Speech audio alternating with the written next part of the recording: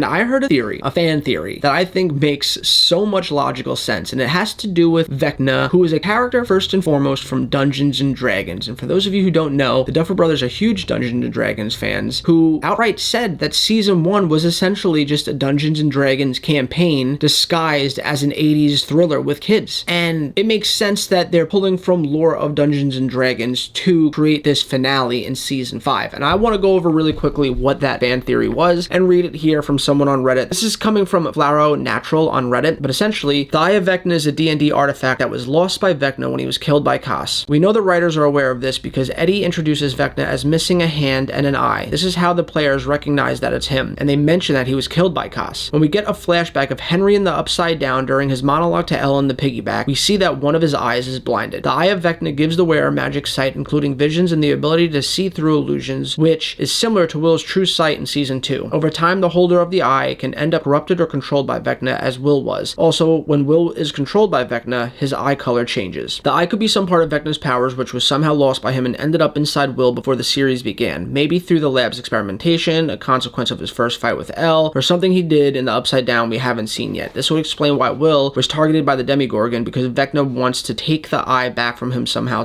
so he can get to full strength. Will shows some signs of having powers in Season 1. That could be explained by having a part of Vecna attached to him. We know he wanted to absorb Elle in Season 3 in order to steal one of her powers. Maybe it's a similar situation with Will. It also explains why Will can still sense the Mind Flayer after Season 2, because there's a part of Vecna still inside him.